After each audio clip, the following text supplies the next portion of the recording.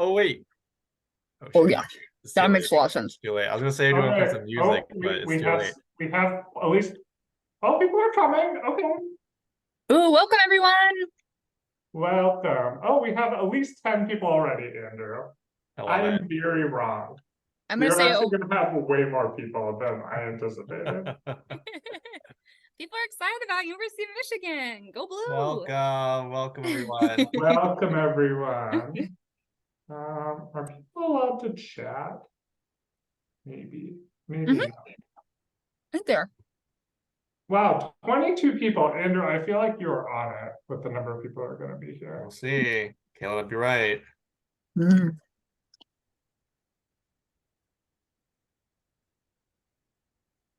For those that are tuning in, we're probably gonna wait until like right at 7 o'clock before we get cooking with our It's 7 material. o'clock right now. Oh, is it? My clock says 6:59. Oh, you're okay. Now it says 7. Okay. Maybe we can get started. Caleb's still on mountain time after our interview. I know. Still on Mountain Standard Time. Um, well, thank you all guys so much for coming and taking time out of your night to meet with us and allow us to tell you a little bit about our program. I know your guys' time is incredibly valuable, so thank you for carving out a little bit of it to spend with us tonight. So you're going to see just 3 of us chiefs tonight. One of our other co-chiefs, Dr. Kikos, is currently in Zion backpacking and doing a lot of really fun things, so won't be joining us tonight. And then our other co-chief, Matt Minery, he's our VA chief, just had a newborn, and so he is at home with his new little girl. So you are just stuck with the 3 of us schmucks tonight, which is going to be a lot of fun, I think, still. Alrighty, so we can do some quick introductions. You want to start, Kayla? Yeah. So my name's Kayla Seacrest. I am from a really small town in the middle of Montana. I did my medical school training at the University of Washington in Seattle, and then found my way out here for residency. And I didn't have any ties to the Midwest, nor any ties to anywhere in the US outside from the Pacific Northwest. So it was a big move for me and a big transplant. So happy to answer any questions if you guys are looking to make a new move. Bhushan, you want to go next? Yeah, I'm Dushan. I am from Massachusetts. As you guys can see, I spent my whole life there, high school, college, medical school at Harvard. And then I came to Michigan because my wife, who we had met in Boston, but she was a medical student at Michigan, and she's now a Med Beach resident here. But she was here already as a medical student, and we didn't want to do more than 2 years of long distance, so I followed her here, and I am incredibly happy to have come here. I love Ann Arbor. We love Ann Arbor. We are going to be here for a fair while longer. And yeah, I'm going to do pulmonary and critical care. Awesome. And hi everyone, my name's Andrew. Born and raised in California, grew up kind of in the San Francisco Bay Area. Went to UCSF for medical school. Actually spent some time in Washington, D.C. at the Institute of Medicine doing some health policy research for a residency, and then ended up deciding that I want to try out the Midwest. I've been to both the coasts. Thought I was going to come here for 3 years, go right back to California, but my wife and I fell in love with the city. We love Ann Arbor. Ended up buying a house on the east side of town and staying for the foreseeable future. So we're very excited. And my plans for my career are to be a hospitalist, but also to do research. So I'm applying for research fellowships, including the National Clinician Scholars Program, which used to be the Robert Wood Johnson Fellowship. It's a research fellowship, and Michigan is one of the 6 sites nationally that has this program. So I'm very excited about that. And I will say, Andrew's being incredibly humble. This boy is like an AI wizard. Anything like tech or AI based, Andrew is our go-to human. Andrew, like last month, I can't even remember what it was, but it was just like casually like, yeah, when I was giving grand rounds at Hopkins. Now I was like, hold up, let's go back to this. And he's like, it's Rewind. just like 25 people. It was no big deal. It was for a research award. It wasn't a big deal. So it's not as cool as it sounds. Yeah. Also, research award, not a big deal. Those Yeah. 2 things. All right. Enough So about me. we have a couple of dozen slides that we're gonna go through. But while we do this, if you guys have questions, feel free to I think from your perspective, either there's like a Q&A function and maybe a chat that you guys could drop things into. And we'll both answer questions along the way and then also answer questions at the end. We're hopeful that most of our time is going to be spent doing that, and spend just like the slide should not take very long, is what I want to say. Yes. So I'll do the first little bit just talking about our residents who are here, and then also some of our like educational curriculum, and then who is taking over after me? And then Andrew will take over, and then Gail will finish up. love So Kayla, if you want to go to the next couple slides. Yeah, I first want to introduce our humans that are not here. So Diana Keiko, so she is a Michigan lifer. This girl like drinks the Michigan Kool-Aid. So did her undergrad training, did her medical school training all in the local area. And she wants to be a hospitalist and stay in the area. Her husband's a radiology fellow in Boston right now. So she is all about Michigan. And that Matt Minery is our VA chief right now. He grew up in Ohio. That's where he met his wife. He did his medical school training at Case Western and came up here for residency. And he is applying with cards with me right now. So that is the crew. And here is all of us. So like I say, we're just kind of a bunch of nerds that really love medical education and are really excited about the program and are really excited to tell you guys about the program tonight. All right, Bhushan, take it away. Cool. So I want to just like talk big picture about our program. So we are a large program. We have 185 residents, about 2/3 of whom are categorical primary care track. We do have a physician scientist training pathway as well, and we'll talk a little bit more about that. But really, like as you can see, like any career path is open. You can be a categorical doctor and be a hospitalist after. You can do any subspecialty. We have a robust number of people who are doing primary care residency and go on to do primary care jobs if that's what they want to do. And then we have a physician scientist program for people who are fast tracking. We have a pretty large med-peds program on the scale of med-peds. There are 8 a year for a total of 32. And I'm biased because of med-peds resident. I think they're pretty awesome. But they're really well integrated into our program. And they're really treated like one of us for the 6 months a year we spend with them. We have a smaller number of prelims, and these are all prelims who are matched into PGY2 positions for neurology and ophthalmology. I think 7 and 9 or 9 and 7, one or the other. And they're all really great. They're all really awesome. And we have a really robust curriculum. If that applies to anyone here, let us know. We're happy to talk about them. And then we have our 5 chiefs who we just spoke about. So that's a little bit about just like numbers, but if you want to go to the next slide, Kayla. People are really from all over.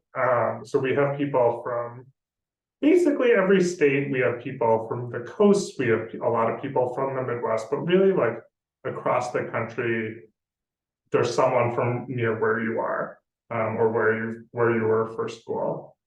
So people come from all over, and then people also leave and go really all over. So the next slide is going to have our fellowship and job list for our class, for Kayla and Andrew and my class. And as you can see, like a really broad diversity of what people went into. We had a very heavy cards year, which caused a lot of distress when people were applying, but like people went to some really excellent institutions. People did really well in the batch. People were really happy with where they went. We had a lot of people who stayed for all of the subspecialties, but we also had a lot of people who left. And basically everyone was really happy. Not everyone wanted to continue through a training. A bunch of people are either going to do career hospital medicine, but also reflected in that 13 people who are doing hospital medicine, or people who said, like, I'm going to be a hospitalist for a year or 2 years, either for personal reasons or family reasons. And I'll think about reapplying later down the line. We have 5 people who ended up doing primary care. And actually, I think, maybe only like 3 of those 5 were in the primary care track. So people felt really comfortable saying, like, I want, maybe 4 of the 5 people do feel really comfortable finishing categorical internal medicine here and going on to be a primary care doctor, which is really exciting. And then, you know, you have the 5 of us nerds who are still here. All right. So a little bit about our program. So we are a 2-hospital program. We spend the bulk of our time at the University of Michigan, which is a really big hospital. It's about 1,000 beds. And, you know, unlike, I think, of other academic medical centers, due to like where we are in Ann Arbor, we really serve as a tertiary care referral center for the entire state of Michigan, for Northeast Ohio, for Northwest Ohio, Northeast Indiana. So we will get a lot of people who are coming from really far away for subspecialized care. And you see a lot of really cool things because of it. So I really value our time at the university. We spend a lesser amount of time at the VA during training. It's usually about 2, maybe 3 months a year. It's a smaller VA. Still has a lot of subspecialty care. I had never worked at a VA before coming here. I had a lot of trepidation about doing so. But I love our VA, and especially this year, the 3 of us, actually all 5 of us are attending at the VA, and I love it. Like, you see, like, it's not just, it's a bunch of bread and butter stuff, but it's also like really cool subspecialty care. We can do a lot for our veterans. There's actually really robust supports available. In fact, like sometimes better than what is available at the university, which always surprises me. And the vets are great. The patients, the staff is great. It is like very much the opposite of any stereotype I had had about the VA before coming in. Okay, these are kind of a broad variety of the inpatient rotations that we have available, kind of similar to a lot of places. You will do your share of gen med time and hospital medicine time, both at the university and at the VA, but we have a lot of other interesting rotations that I think we're really proud of, that we're really deliberate about. So we have 3 subspecialty services that are resident run. One is general cardiology, one is GI liver, and one is hem-onc. And this is really excellent for people to get exposure to subspecialty attendings. You do these all as both interns and then again as seniors. So you get the chance to repeat through these things and really learn from these things multiple times over the course of residency. And like you get to really see what this care is like from the ground up, but also like because they're subspecialists, they're like, we're gonna teach you a lot about our subspecialty care. We're gonna rely on you to focus a lot on the general medicine aspect of things, which is nice. There's like a really nice balance of training and also autonomy. We do our share of ICU time, which I'm very happy about. Not everyone is as thrilled, but we have a really great support system. We always have fellows in-house. There's really robust attending presence during the daytime. There's always a fellow in-house present in the ICU overnight for both the medical ICU and the cardiac ICU with one of the cardiology fellows. And so I think we have a really robust system. Nights is really an opportunity for residents to really, I think it shifts much more to the autonomy side of things. And you know, we don't have any residents we don't have any faculty in-house for our services. There are faculty available if you need help on the non-teaching services, but really like the services are the residents to run. I have called attendings a handful of times overnight, and every time I've gotten really positive feedback or really positive like support as I've needed it, but also I felt the privilege of just being able to say, of them saying like, I trust you to know how to handle this. You're doing a really good job. Like, I'm here to back you up when you need it.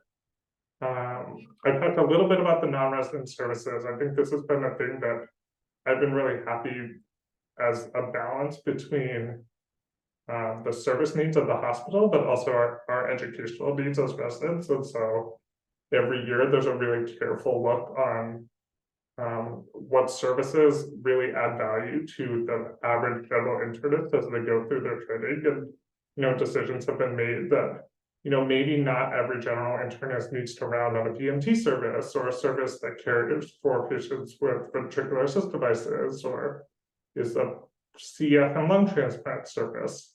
So that's been changes that have been made over the years to promote resident learning and resident growth, instead of just purely being about caring for the patients that are in the hospital. So those are the individual types of rotations. Almost all of our rotations follow into a call non-call pattern. So on those call days, you're there until 6 or 7 at night, depending on the service, sometimes 8. And those are the only days that you take admissions on. The non-call days are days of diastole, days that you can have days off.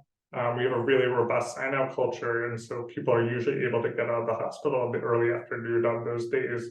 We have really strong duty hour adherence, and something we're really proud of to make sure that people, one, are able to honestly report their hours. People feel like they have support if they are getting busy, and people are also able to have a life outside of the hospital.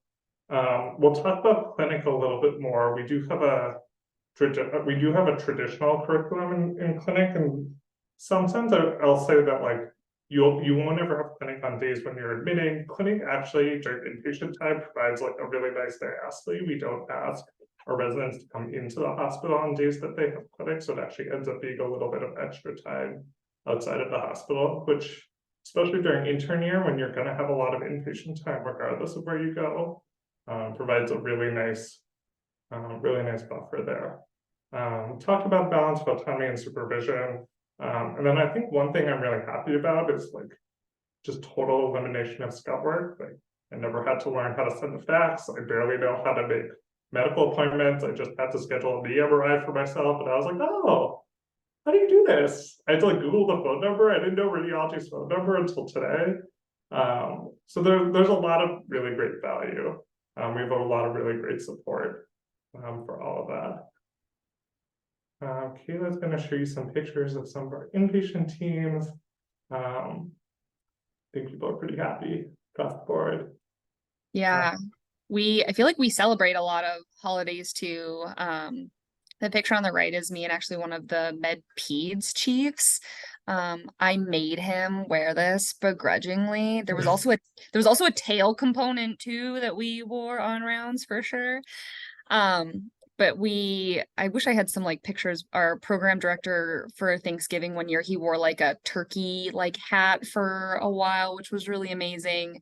But yeah, hopefully some of these pictures can just show you guys that even though patient care is our number one, our number two is having fun and creating a really good environment that fosters learning, and as a safe space for residents and learners. All right. I'm going to talk a little bit about our outpatient curriculum. So we have 10 months of it over the 3 years, which adds up to actually a fair amount, a quarter to a third of our time. Some of that is continuity clinic. So we have continuity clinic both at the university, at the VA, and then 5 community sites that are all Michigan Medicine satellite ambulatory centers. Andrew and I were both at satellite sites. Kayla was at the VA. We all love clinic to differing amounts. Andrew's in the primary care track. Kayla, I think, would be happy if she were never in a primary care doctor's office for the rest of her life. But I really love my clinic. I'm actually really sad that I'm no longer going on a regular basis. I have 2 really wonderful clinic mentors that I alternated with every week, and you develop a really great relationship with not only your mentors but your patient panel. So you are the listed PCP for 100 odd patients or so. You manage their inbox. You see them in clinic. You really develop a relationship with these patients, and that's really great. Separate from that, we have both dedicated ambulatory months and kind of more subspecialty rotations than you could ever possibly do. On ambulatory months, we have dedicated ambulatory morning report every morning at 7:30, as well as a half day of productive didactics. So in addition to ambulatory time being a time to decompress and not have as bad hours as on the inpatient side. I think it's really an opportunity where we force it as much learning as possible, but also protect you from doing while we do so. It's not just additional things that you're asked to do on top of your clinical responsibilities. And then a lot of residents, I think there's actually probably been growing in the 4 years that we've been here, are starting to do more and more individualized electives, which I think is really cool. I think word has just spread. But here are just like a few examples of things that people have done just this year. And there's a more robust number other than that. Kayla.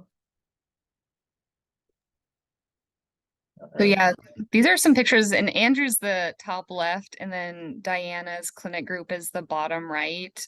But like Bhushan was saying, you develop these really meaningful relationships, not only with your patient panel, but also with like your mentors and like your support staff around you, which is really, really amazing.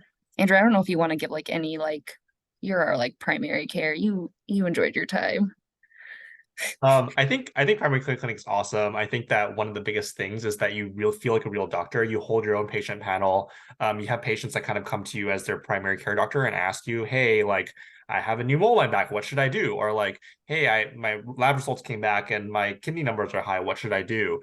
And you're the primary doctor for those patients. And so you're the ones fielding those responses. And you're also the ones that kind of drive their care. So if you feel like they need a referral, you can send them to kind of a specialist for further evaluation. But if you feel like you have the capacity to treat them, you can prescribe the medications, you have them come in.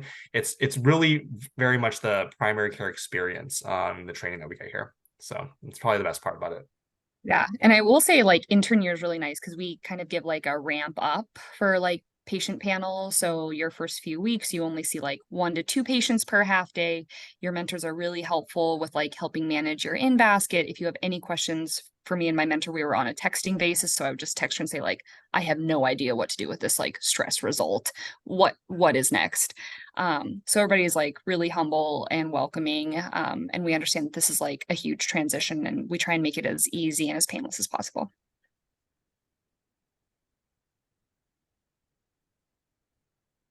This is the last slide that I'm going to talk, and then you guys could hear someone else's beautiful voice. So this is our conference schedule for next week, actually, kind of just arbitrarily picked a week. But this is actually like a pretty significant change than even like 12 months ago. So there was like a lot of conversation with the within the residency program, with the chiefs, with the program directors, with our house officer council, which is a group of about 25 to 30 residents that volunteer their time once a month to be kind of the sounding board to represent their class in programmatic changes, and also just as a venue for people to give their voice to things that are going well or not well in the program.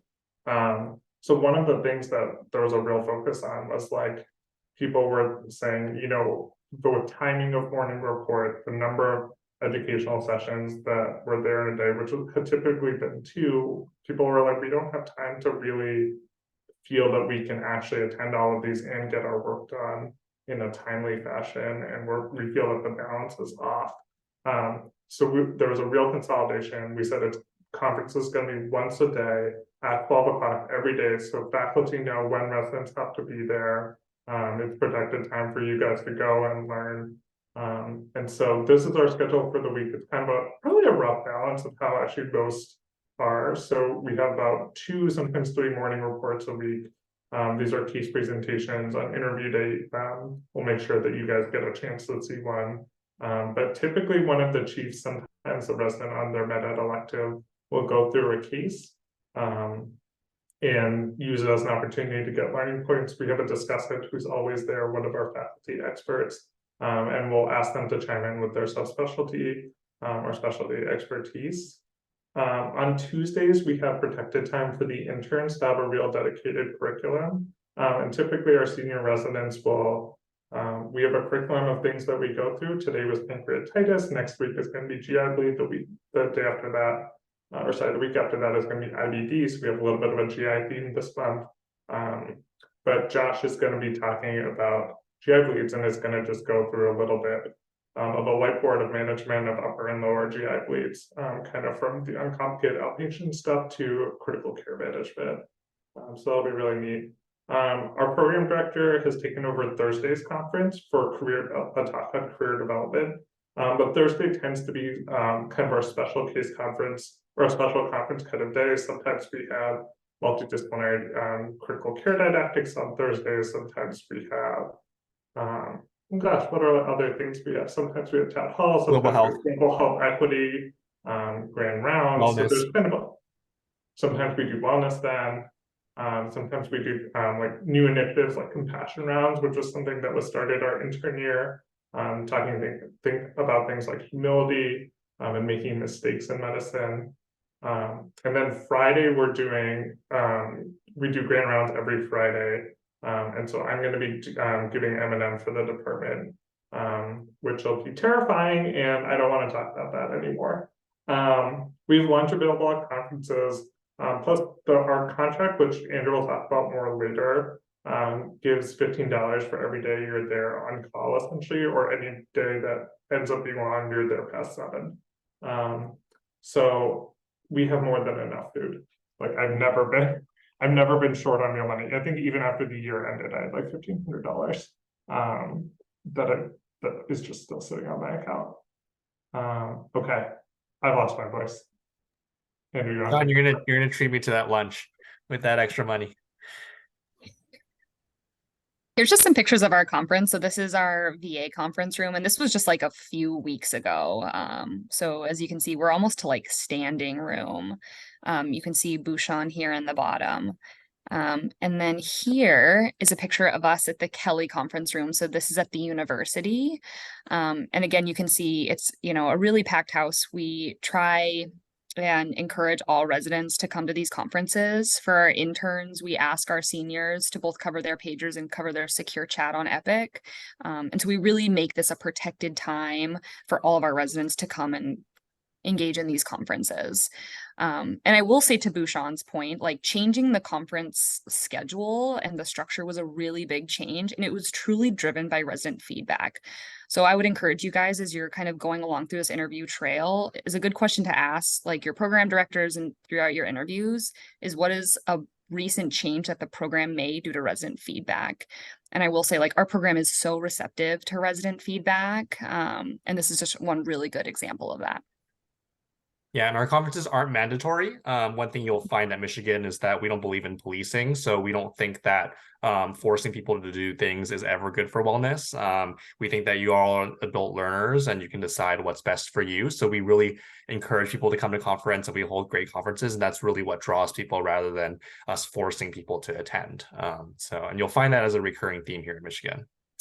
So I'll talk a little bit about research. It's not everyone's cup of tea, but for those who are interested, we are a very well-funded research institution. And we have over $260 million in grant funding just last year. And the university really has a bunch of different schools and colleges that are nearby within the broader University of Michigan campus that opens doors for collaboration and really working with other experts. And so we have the Institute for Healthcare Policy and Innovation, or the IHPI, which really houses a lot of our health policy thinkers, individuals who have worked in government, individuals who work on kind of Medicare and Medicaid data, all can be found in IHPI. They also hold regular seminars for grant funding to kind of encourage, and they also have opportunities to apply for grant funding for early trainees like residents. The Ross School of Business, obviously, very good to have people who have expertise in that if you're thinking about more the business end of things, and the School of Public Health, as well as Ford School for Public Policy.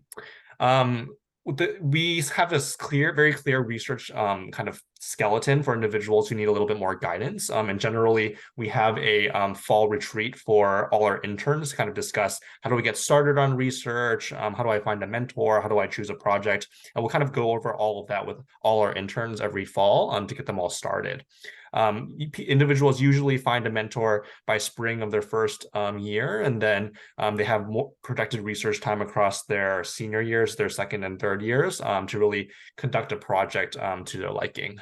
We have a research retreat to kind of help people along in the middle of your second year, and then a research day at the end of the third year for people to kind of share their research with other people. One of the biggest things about Michigan, once again, is the culture here. And we really have a positive research culture. What I've found, and this isn't the case in all institutions that I've been at, but I've really found here is that research mentors here are really willing to invest in their mentees and really spend the time to do that.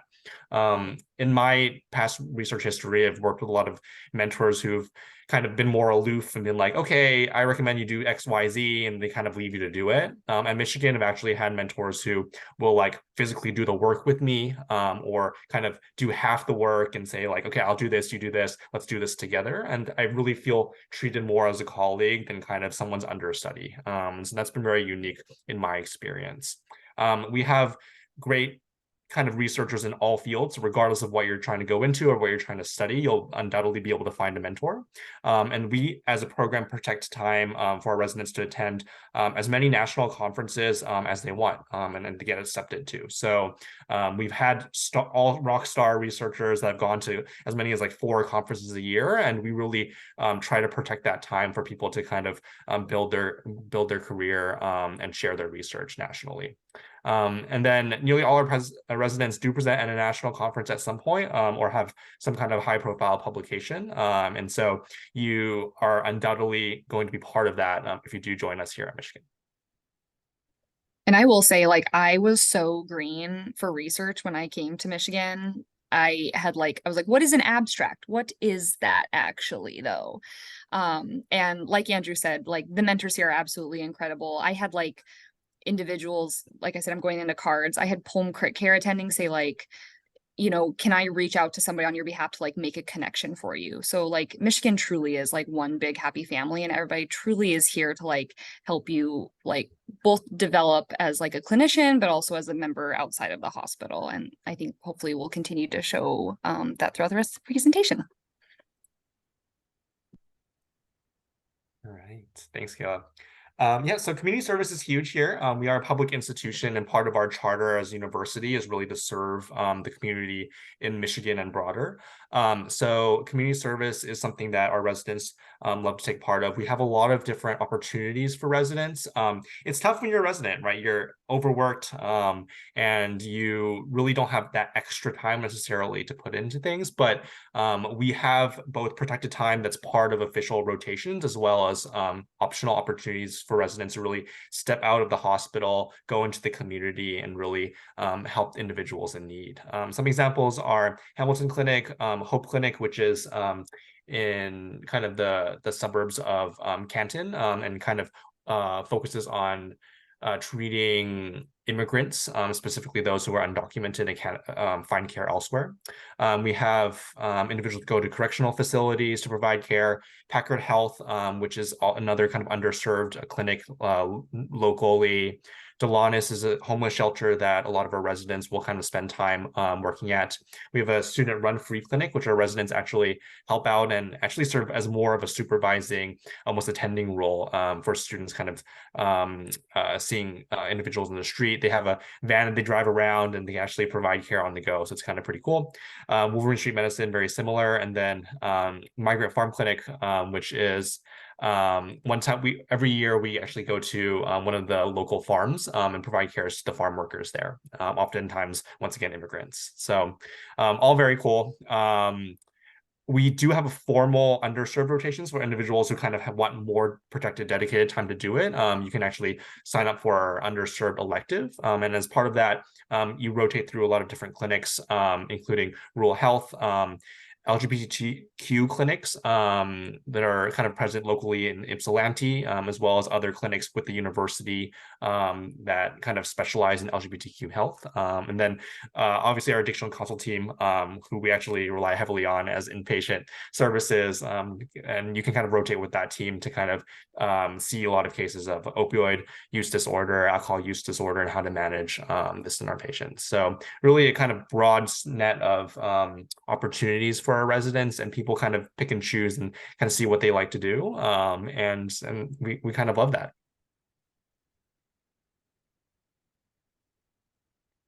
Kayla, if you can go to the next slide. Perfect. Yeah, so diversity, equity, inclusion. It's really a priority for our program. I will say when I first came here 3 years ago, we had a long way to go as a program here at Michigan, and we've actually come a long way. And one of the biggest things is that our program has really dedicated the money and put the money where their mouth is, and really expanded their DEIJ initiatives here at Michigan. So they actually hired an APD specifically for DEI here. It's Dr. Jenny Sheffield, who we actually just got on board, which we're very excited about. And it's important for us to really have that dedicated person who has protected effort and time to spend on DEIJ initiatives. And our program really valued that and decided to create that role and actually hire someone for that position specifically. We have a resident-run DEIJ committee.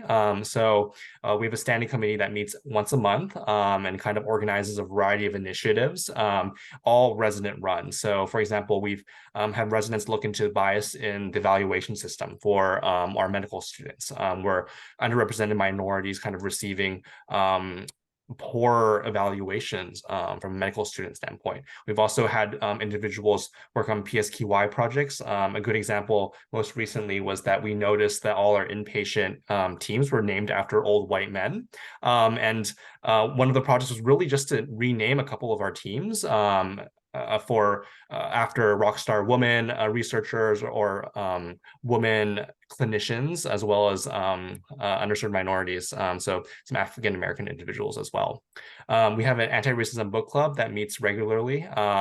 Pretty much 3 times a year, and we typically pick a text that is dedicated to promoting anti-racism. We've recently read texts including How to Be Anti-Racist. We've read White Fragility in the past, and also some short story books as well, such as The Thing Around Your Neck. All great texts that I would recommend. And then we also hold things like compassion rounds. We have a herd curriculum, really creating a space to talk about difficult topics that fall within DEIJ. So all very good. Equal Medicine is another group that's separate, that really emphasizes promoting women in medicine and really empowering them to be equal to men or even superior. Kayla can probably talk a little bit more about this because she's a member of this, but it's a very active group, and they've done a lot with regards to just connecting people with career mentors and working in career development for women in medicine. We have a global health equity program for individuals interested in global health. They have a regular standing noon conference where they present their work when they've gone overseas and really worked in other countries. They really bring back that knowledge and share that with the rest of us. And then finally, we have a lot of funding opportunities to promote DEIJ.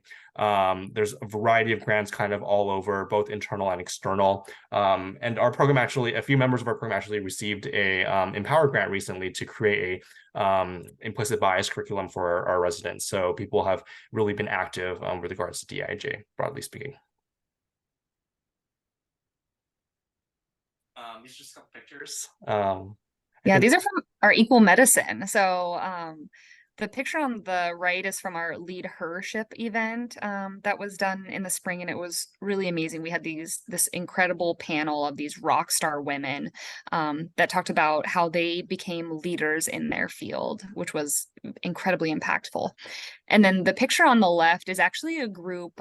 This was taken after I did a night shift, and these were 2 cardiology teams, and they were all women, and we thought that was like really, really cool. The woman on the far right in the white coat, that's Melinda Davis, and she's our current program director of the cardiology department.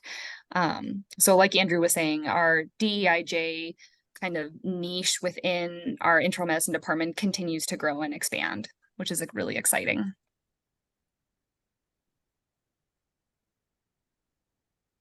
Andrew, is this you?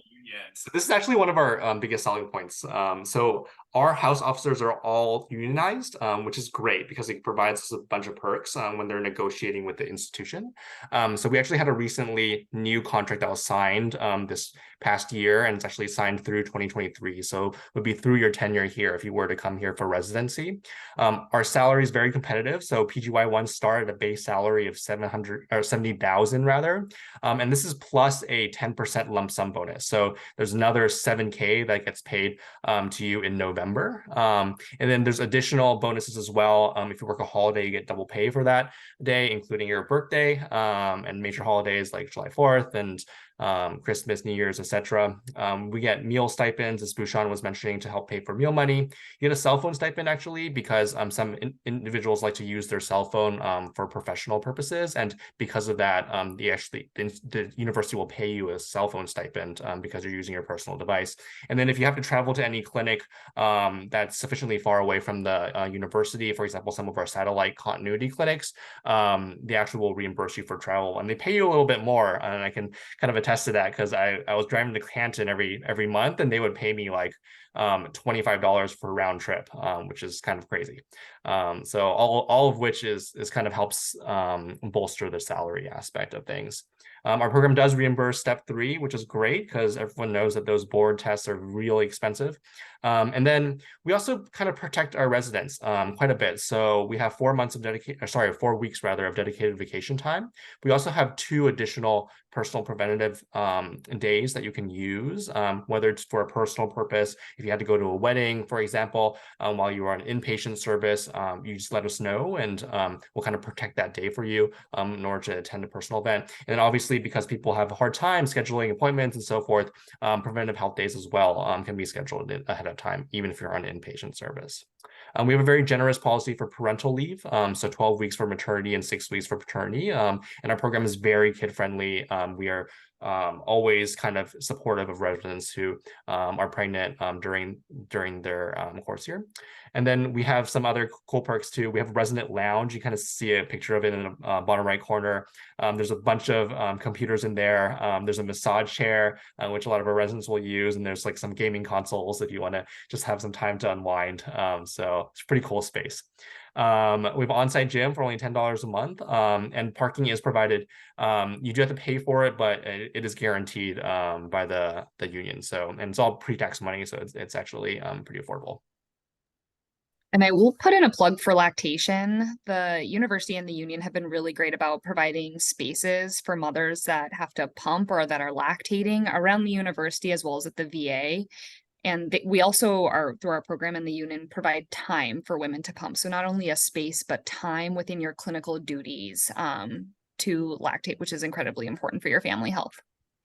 Yeah, and the union is there to protect you. So if at any point you have any issues with the university or you run into any work violations, they have your back, and you can always file a grievance with the union, and they will actually represent you and bring it to the institution if it's sufficient enough. And so it's one of those things where it's another extra layer of protection for our house officers. Ooh, is this me? It's you. You're the fun one. Perfect. So I get to talk about the next few slides about what's really fun about the program. So Andrew and Bhushan talked a little bit about the nuts and bolts. But not only if you come here to do residency, are you just like being in the hospital, but a good hunk of your time is going to be outside the hospital. So I want to talk a little bit about some wellness initiatives that we're doing. So we recently this year resurrected our wellness committee from the ashes, which was great. There was a little bit of a pause during COVID, but we're really active this year.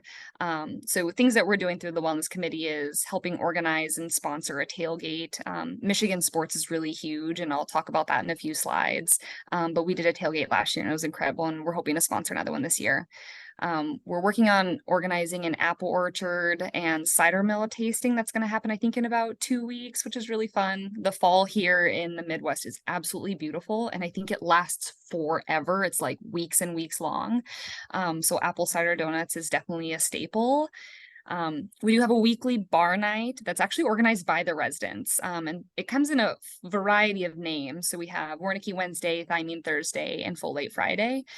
So the residents will actually organize going out to a local watering hole one of those nights, and it's across all 3 classes, which is really, really fun. So kind of some near peer mentoring opportunities there as well.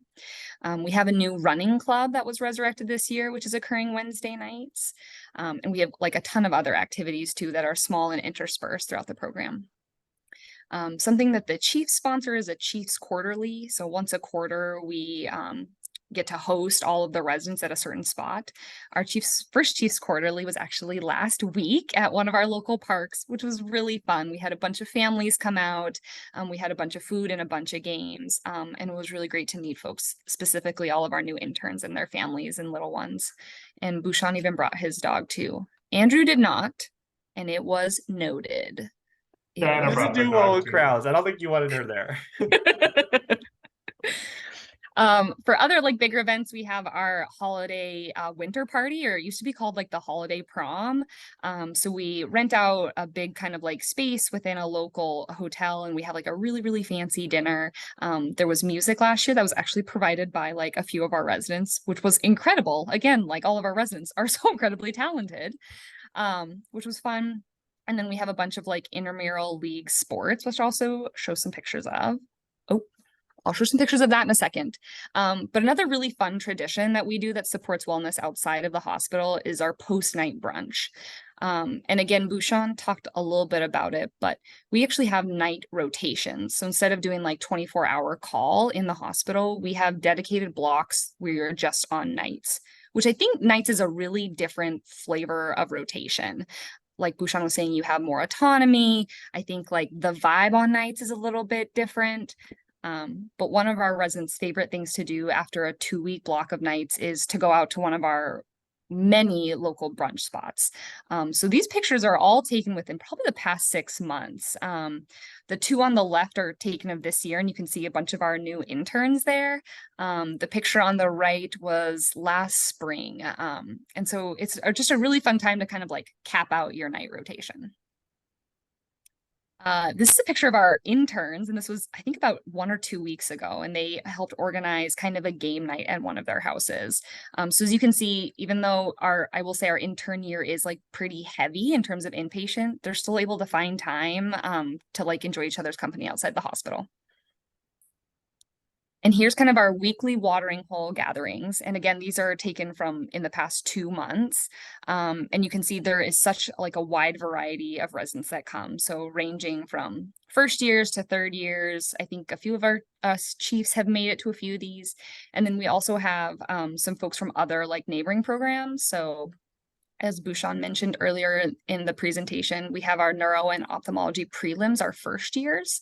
And then after they complete their first year, they go off into their respected residencies, but we make like lifelong friends with them. So some of our neuro and ophtho prelims continue to like join into our gatherings, which is great. Here is our sports in our intramural leagues. So I'll say we have a pretty like intense volleyball like flavor of the program. I'm very proud of our volleyball team name. It's the MR Aces. So after one of our amazing GDMT pillars, we have sand volleyball, we have indoor volleyball, we have kickball this year, as well as soccer. And I think our soccer team's name was the Beta Blockers this year, and they were actually really good. So if sports aren't your jam, we have a lot of other things to offer too. And so I want to dovetail a little bit and talk about like why Michigan is so great. Coming from the Pacific Northwest, I was like a little leery. I was like, this place seems very flat and it seems very humid, but there is so much to do, guys. There's so much water everywhere. So we kind of are like the Great Lakes. One of the fun facts about Michigan is you can, within the state, you're never farther than 62 miles from one of the Great Lakes, which is incredible. So it leads to a lot of really fun water opportunities. So you can go like sailing, you can go fishing.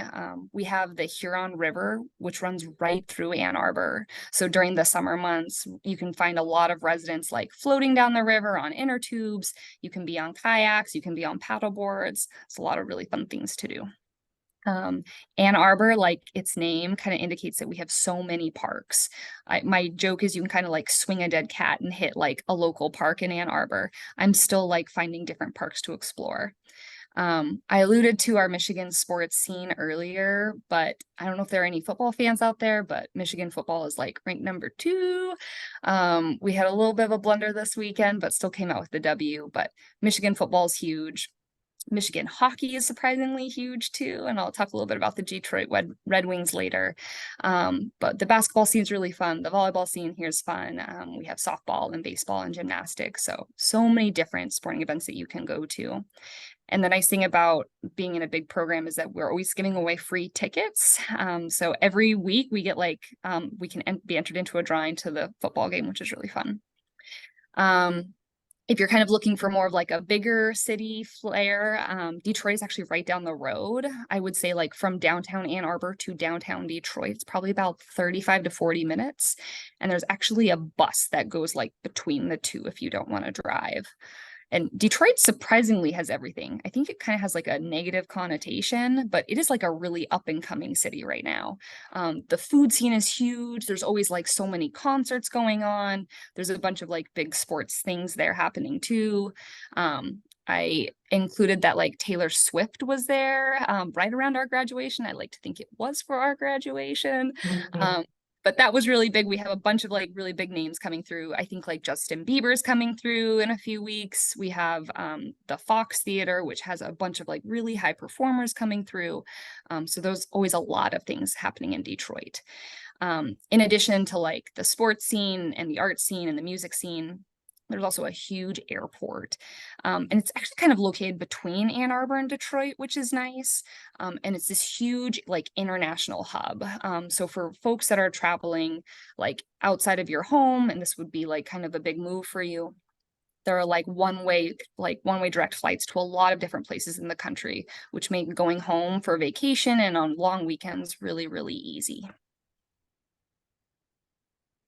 One thing that's really cool about the location of our hospital is it's kind of abutted right next to what we call the Arboretum. And it's this really beautiful like place of essentially like a local park. But one of the really beautiful things in the summer and the spring is our peony garden. And I think it's like the largest peony garden in the US, somebody told me. I don't know if they were like pulling like my tail, but it is absolutely stunning. These were pictures that I took during the bloom this year. And that's where actually our running club runs as well. So it's a really nice spot that if you like have a little bit of a longer lunch break and the weather's nice outside, you can just pop out into the Arb. And here's a little bit more about the Detroit sports scene. So we have our Detroit Tigers, which is our baseball team. I will say they're like not great, but tickets are really cheap and it's like a really fun environment. I can't imagine like a better way to spend a Sunday than like having a beer and a hot dog at a Detroit baseball game. Our Detroit Red Wings, I will say they are like in a building phase right now is what I will say. I was like not a big hockey fan before I came here, but the hockey games are a ton of fun. They have like a brand new stadium that they play in and it's really, really enjoyable. So I highly recommend if you guys ever make it to Detroit to go to a Red Wings game. And I alluded to earlier our football team. So like I said, Michigan is number 2. We have like the Big House, which is our local football stadium. And it's actually the biggest stadium in the US. So it's like can house, I think it's like 130,000 people. It's ginormous. You always know like when it's going to be like a Michigan Saturday football game, the town is like absolutely packed and somewhat gridlocked, but the atmosphere is really, really fun. I can also say that in addition to the Detroit Red Wings, our Lions are in a growth phase this year. Their first game, they beat the Chiefs. I know like on Sunday, they had a very devastating loss in overtime to the Seattle Seahawks, which I'm willing to look past, but also really, really fun games to go to. And here's some pictures of the Huron River. So I know our class, and I think like every class during like intern orientation, they take to the river. So it's again, just like another really fun way to like get some like team bonding and cool off on our hot summer days. And in addition to just like what's in like Ann Arbor and the Detroit area, there is so much to Michigan. I was always really surprised whenever I could travel around. So these are pictures that I took from up north. So we have all these beautiful lighthouses that kind of span both our east and west coast. The picture on the right's taken from Grand Haven, my intern year. And it's just really beautiful. We have like such beautiful beaches. The picture on the left was taken on a girls trip up into Traverse City, which surprisingly has an amazing winery scene. which on the picture on the left kind of describes it as well. We have like the Sleeping Bear Dunes, which is taken from the picture on the right. We have the Upper Peninsula, which I have like yet to grace, but I know Bouchon was there a few weeks ago and brought us back some amazing fudge. So there is so much to do in Michigan. And as somebody that like came from the Pacific Northwest and like loved the outdoors, I have been like really pleasantly surprised with how many outdoor activities are available to us. Ooh, I feel like we talked so much. Our goal was 15 to 20 minutes of slides. We're terrible. Not good, not good. As you guys can see, like we are like obsessed with this program. We love it for so many reasons, and we loved it so much that we want to like stay on an additional year. But thank you guys for like bearing with us through that 54-minute talk. We have a few more minutes for questions. I know this was kind of just like a big like 1,000-foot view of our program. But what questions does anybody have, if any? You could either put it through the Q&A function, or if like anyone wants to raise their hands, like I'm happy to allow people to talk, like whatever is easiest for folks. Yeah. And maybe while we're waiting for questions, maybe Bouchon, Andrew, can you tell us what brought you to Michigan? Oh, we have a question. Hold on. I'm Oh, gonna do figure we? out how to make this work. All right, Gloria, you are up. I think you can talk. Hello. Hi. Hi. You're good. Hi. Really great conversation and the presentation. Thank you so much. I enjoy it very much. So I'm an IMG, and then I'm currently in Midwest already. I've been living in Rochester, Minnesota for almost 7 years, because I work in Mayo as a research fellow. So before that, I worked back in China as attending for a few years. So that's being said is that I have a relatively longer year of graduate for 9 years, and also I'm originally from China. So I noticed from your website that I think the majority of your current residents are AMG. So that's why I wanted just to double check on that. I'm assuming that probably AMG is the main audience, or like your targeting population. I'm not sure if I got a correct impression. Thank you. Yeah, Or go ahead, Andrew. No, you go.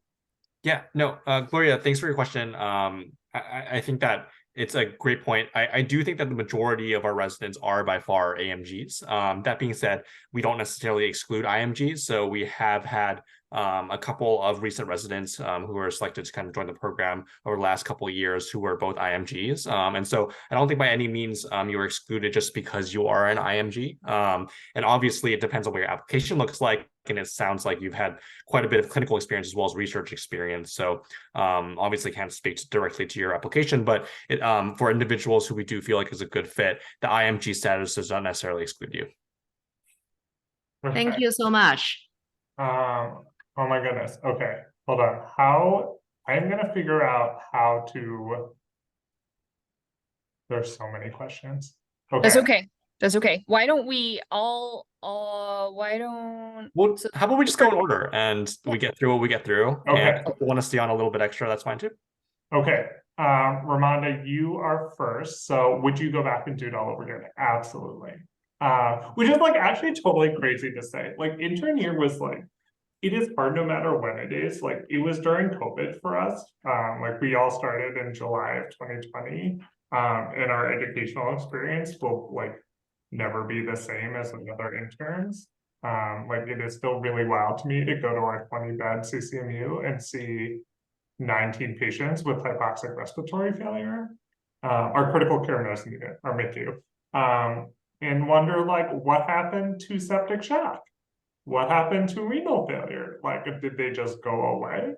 But like even then, like I have like met like some of my best friends here, and just like had such a great educational experience and have like felt really, really supported.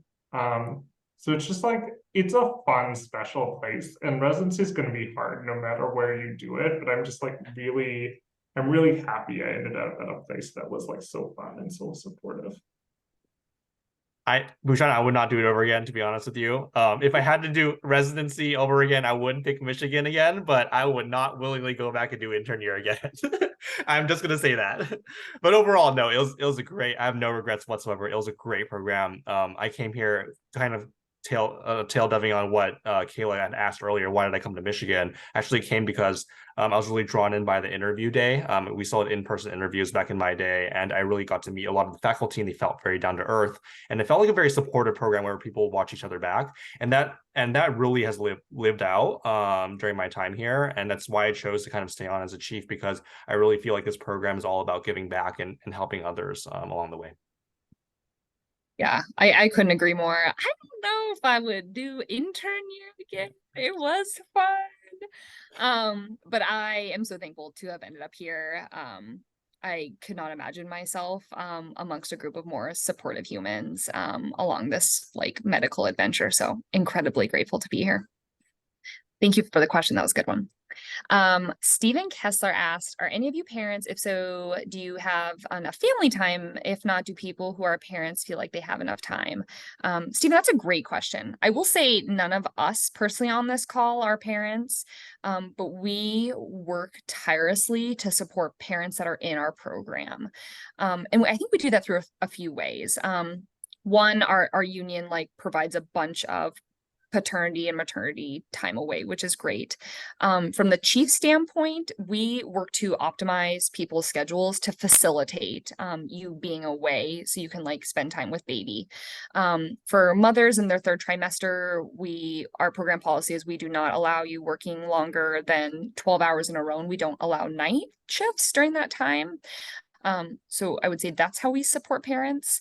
I will say a lot of babies were born like throughout our residency. We had like so many new additions to the internal medicine residency program. So I would say overall, we really foster and support residents that want to like start families, because this is like family building times, like our prime years. So I would say overall, we are incredibly supportive of families. Yeah, I looked through our like internal spreadsheet. We have 16 parents So in our many. program, which like feels, and that I think that's just people who had kids in residency. It doesn't include anyone who came in before. So I think we're a pretty family-friendly program. I agree too. Yeah. Okay, Andrew, I'm gonna kick this next one to you. So Michael asks, what is the interaction between interns and senior residents, and how is work usually divided? Great question. So our program isn't a kind of like senior makes the intern do everything type program. Our senior residents will kind of help out the interns whenever they can. And we really see the team as one team, and people leave together, right? So seniors don't leave before interns are done with their work, and interns typically will finish their work with the help of their seniors. Our seniors will kind of do notes, do sign out, do kind of the nitty gritty things. We really emphasize giving our interns protected time as well during clinic days, right? So seniors will cover for interns entirely that day in order to give them protected time off and get that extra half day off. So we really value keeping our interns out of the hospital. And we really see this as kind of like a pay it forward system, right? Because individuals really benefit when they're interns, but when they become seniors, they've really saw that, oh, my senior looked out for me, and so I'm really willing to look out for others. And so that's culture has really thrived here in Michigan and kind of continued throughout my entirety of my training.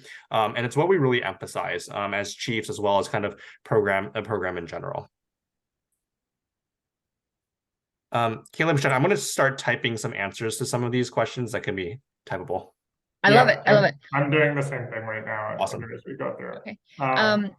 Maybe I can address the next one. So how do you recommend addressing red flags? So we have a reporting platform, both at the university as well as at the VA. If there are like issues that come up, there are evaluations that residents submit both on like senior residents, but also to faculty. And we take those incredibly seriously. I will say, like the faculty here are absolutely incredible and are so humble and welcoming. But our program leadership takes red flags and resident concerns incredibly seriously, and they act upon them. There is like a kind of like an open door policy, and personally, I have like never been worried about like retaliation if I'm like having to report someone, which I personally have not had to report anybody. Andrew Bouchon, I don't know if you have any other like tidbits you want to add on to that. Sorry, Kayla, can you say that last bit about reporting? Yeah. So we have a reporting system both through the university and at the VA. So we have kind of like just at both sites that we have a way to report, and you can report anonymously, and you can also report like tagging your name to it.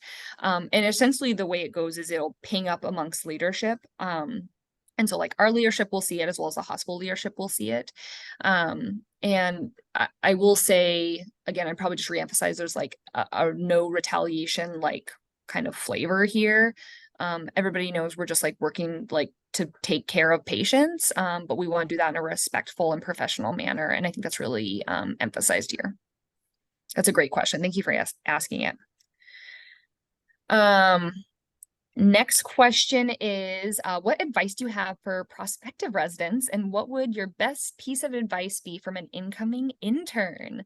Ooh, I would say probably just come in with an open mind. A lot of people ask like, what do I need to be studying before intern year? Like, you guys are doing it. You are like studying so hard right now. Do not like study any more aggressively. Like you're going to be ready when you get here. I will say like the way like we start intern year is incredibly supportive. We talked a little bit about it in the outpatient ambulatory setting, how we like slowly ramp you up. But I'll say like everybody's expectations when you start intern year are really appropriate. The attendings know you guys are new to the system. You could be new to our EHR, you're new to the hospital, you're new to your role. Like a lot of people are new to their role. So the program does a really good job of pairing like really strong seniors with interns early on, as well as really strong attending faculty early on. So there is, I think, a lot of support that the program provides early on in intern year. Another thing we do from the chief side is we have what's called float residents. So those are essentially residents that like float around the hospitals and help teams with anything and everything. And so we tend to have an excess number of float residents the first few weeks of intern year, just to like help people out. So that's a great question. Patient population. Ooh, Andrew Bouchon, do you want to talk a little bit about the patient population that we get to see here? Yeah, I can Do talk you about want it. to do that? Sorry, I'm typing like for another question. I can talk a little bit about patient population. So there's two main sites, right? So we have the University Hospital that really serves Ann Arbor, but really broader state of Michigan. It's a tertiary referral center, so people come from all over the state. And so we get a huge variety of different individuals, either sent from outside hospitals or actually have come and traveled a long way to be seen at Michigan Medicine. So we really get variety of people from all over the state. We do have a large Middle Eastern population here in Michigan, and we do see a lot of those patients specifically. There's a large African American population near Detroit that's kind of majority of which go to kind of Detroit hospitals, but definitely quite a bit come to Michigan Medicine as well. And then within Ann Arbor proper, there's quite a bit of an Asian community. There's also kind of immigrants from all over the world studying here at the university and their families. And so we kind of get a wide diversity in Ann Arbor proper. As far as social economic diversity goes, we do see patients at the VA, and a lot of our VA veterans are kind of more from rural areas, have a kind of a lower social economic status, and can be underserved. And we actually have rotating doctors that will actually drive out and see patients at their homes. We have kind of like a doctor on call type program through the VA. And we also have a lot of safety net and social supports through the VA as well. So it kind of gives you an example of the variety that we see, quite a bit of different patient population because we are a tertiary referral center. I love it. Thank you, Andrew. One question that I see is, are there structured opportunities to get involved with medical education and mentoring medical students? Yes, there are so many. So one thing I completely forgot to mention when Bouchon was talking a little bit about our conference week, is that for our intern boot camp lecture series, that's actually partially delivered by residents. So as you saw, like Josh Smith is one of our rockstar PGY2s, and so he's delivering a talk about GI bleeds this year. There are so many different opportunities to teach as a resident, and I'll be very transparent, it is expected that you teach as a resident here at our institution. And that like trickles down from attendings to fellows to senior residents to interns. I will say like in the first part of the year, you're not expected to be teaching medical students, but I will say like most of our interns do. And so I think there's both a lot of formal and informal opportunities. In addition to doing lecture series through intern boot camps, you can also sign up to be part of our medical education elective, which is great. So that's kind of like an intense 2-week rotation where you can like both interact with medical students as well as sub-Is and kind of learn about different platforms where medical education is delivered.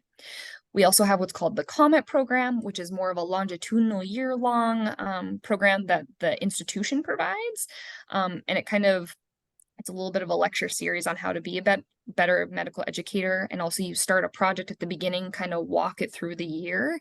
And that program is really fun because it's like across subspecialties. So it's not just limited to IM, it's to any subspecialty person who's in residency, which is really fun. You can do some like near peer collaboration with other programs. That's a great question. All right. I'm going to take Stephen Kessler's question because I think it's pretty applicable.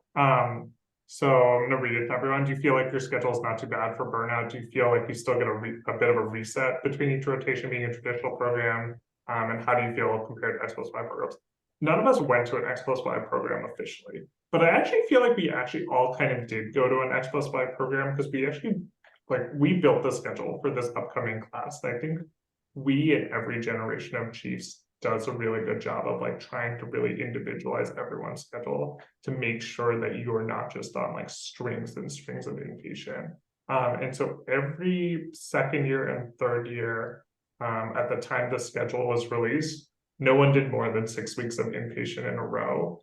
And for the interns, it's no one did more than 8 weeks of inpatient in a row. And I think one of the flip sides, like that's still a lot of time. That's like a lot of time of inpatient. And it gets really exhausting. But like the flip side of that is you have longer periods of diastole, and you also have the opportunity to take vacations when you want to. Like everyone gets their first and second choice vacation. People just like, you have so much more life flexibility in terms of moving around electives and changing rotations. And like, we get so many emails every week of people being like, I think I want to do allergy now. Like, when is outpatient allergy available? And you're like, let me look for you. Like, this is actually not that big of a deal to change around. It's available in Block 11A and Block 8. Like, this is something I went through last week. Clearly, this is burned into my brain. I'm gonna have to move on. But I think they do a great job with diastole in getting people time in their schedule. Like intern year is going to be a real beast. Like we have a lot of inpatient time intern year, but you'll still never go more than 8 weeks without at least a 2-week break, and usually longer. Good question. Ooh, this last question is a good one. Can you describe both a good and a bad day? Gosh, I think it like depends. I think, Andrew, do you want to go? You haven't said what you're- Yeah. I would say that a good day for me on a call day. So let's say I'm on a general medicine day. I'm on early call. At the VA, for example, will take about 6 patients or so. So a good day would be we kind of get admissions steadily throughout the day, get our last admission around 4, really work as a team to finish them up and get out by 6. I think that we see a lot of great bread and butter medicine at the VA versus the institution, the university. We see a lot of kind of more complicated cases and subspecialty cases. For the VA, I think that you see a lot of bread and butter. You feel a lot more autonomy because as a resident, you kind of can make those decisions of how to treat pneumonia or how to treat heart failure exacerbation or what to do about an MI that's coming in. And you really kind of feel like you hit your stride and can be a real doctor and make those decisions. And a good day, I think that like if the team's working and everything is clicking, even on a call day, you can get out by 6 p.m. at the VA. And that's something that we really emphasize. On the weekends, call teams get out as early as noon, most commonly more around like 2 or 3. But generally speaking, I think that's what a good day looks like. You see a lot of patients, you do good bread and butter medicine, you get out kind of early. A bad day, it can vary. I mean, residency is going to have a lot of bad days. Unfortunately, it's just how it is. It's the nature of the job. But a tough day in like the CCMU, for example, you could be holding kind of 5 to 6 patients is kind of the maximum that you hold as a team. It's typically 1 senior, 1 intern. And I've had a day where I had 2 deaths on a panel of 6. One of them was expected, but one of them was very unexpected and actually ended up coding. We did a lot of kind of interventions to try to help our really sick patients. I get to do some procedures like put in a central line or put in an art line, but I'm there probably pretty late working with my intern until like 9 p.m. or so. And so I think it varies day to day. In the ICU can definitely be a lot, but I think on a good day, we really emphasize like on your good days, we get you out of the hospital, we get you kind of your protected time. And bad days, we really kind of lean into the inpatient medicine of things and really learn what we can from them. Yeah, and I would say like what makes the bad days tolerable is the people that you're surrounded by. And I think we're surrounded, and you guys are gonna hear this like a program that doesn't say that the people is their strong point, that should be like a big red flag. But like we will say that here too and jump on the corny wagon. The people here are incredible. Like I had no idea that I would make these like lifelong friends here. And they make the more challenging days really, really manageable. So thanks for asking that question. That was a good one. Well, thank you guys so much for coming and for like taking time out of your busy night to learn a little bit more about our program and to hear from us ramble on for 54 minutes. Yikes. But we're really, really excited. It's like such an exciting time for you guys. Make sure you ask a lot of questions. We're excited to see hopefully some of you on the interview trail. And we hope you all have a good rest of your night. Thanks for coming.